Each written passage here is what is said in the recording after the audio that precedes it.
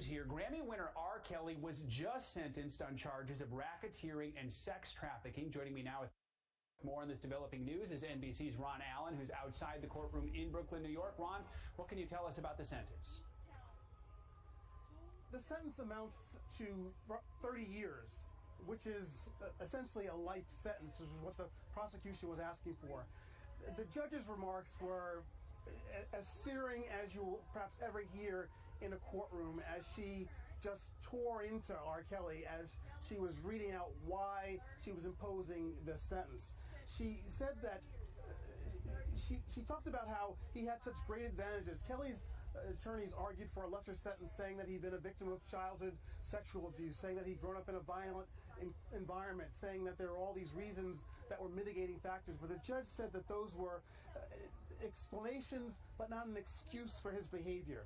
She described it as violent, cruelty, controlling, calculated, carefully planned with regularity over a period of 25 years. Remember, the charge is racketeering, that he was the head of a criminal enterprise, essentially, that was all about his own personal sexual gratification that, again, went on for some 25 years.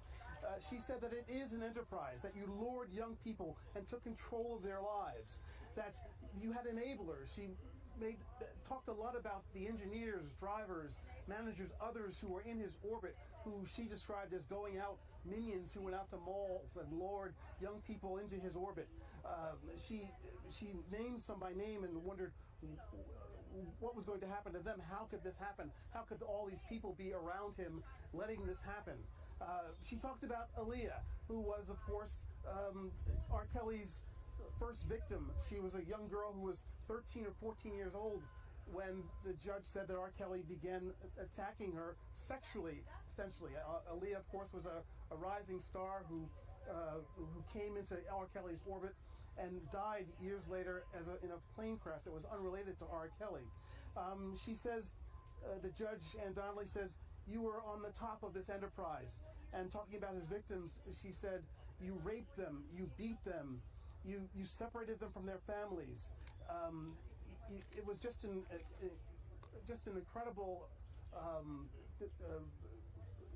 litany of abuse that the judge accused R. Kelly of. She said there was an indifference to human suffering. There was sheer brutality.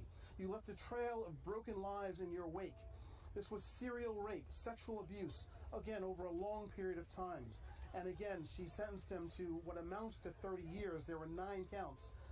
If you add it all up, these are sentences that are running concurrently. If you add it all up, 10 years for this, 20 years for that, it added up, by my math, to some almost to hundreds of years, essentially, that she was sentencing R. Kelly to, but it comes out to about 30 years. But the bottom line is that it's a maximum sentence. It's a life in prison for R. Kelly, a sentence, and he still has more criminal cases ahead of him. But today, again, the judge, Ann Donnelly, essentially threw the book at him, sentencing him in a way that pretty much assures that R. Kelly will spend the rest of his life in prison.